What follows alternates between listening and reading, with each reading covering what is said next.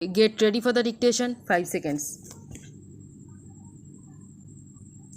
Start. The undue influence which will vitiate the will must be such as operates upon the mind of a testator at the time he executes the will, and thus controls and induces him to make the will in the manner in which he does by reason of that influence.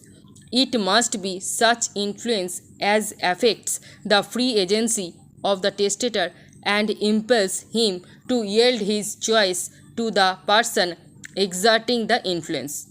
Acts of kindness, disparaging statements of one who is the natural object of the testator's affection and bounty in general will not constitute undue influence, but if these operate on the mind of the testator at the time of making the will so as to place him under any restraint and control the terms of the will, they may amount to undue influence. It is not necessary that the undue influence be exerted by a beneficiary under the will.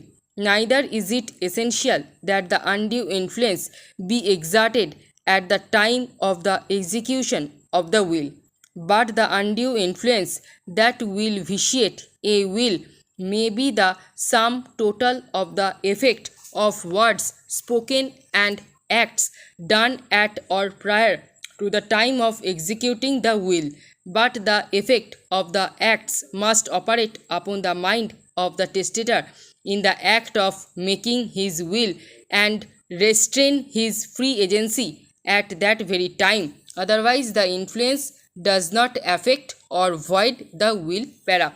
As stated, a person of full age, sound mind and memory, and not under any restraint, may dispose of his property or parts thereof by will executed according to law, provided his disposition does not violate any law.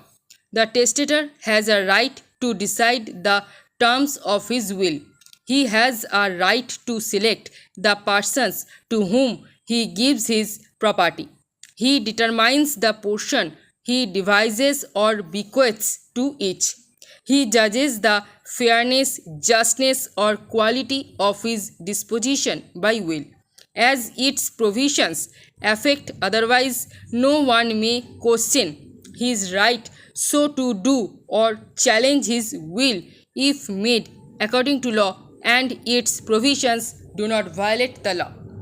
The contents of the will, the effect and consequences of his provisions upon the persons whom the testator would naturally bestow his affections and his estate as apparent from the evidence submitted may be considered in connection with all the evidence in determining whether the testator did possess testamentary capacity or was under restraint at the time of making the will when he did make it stop.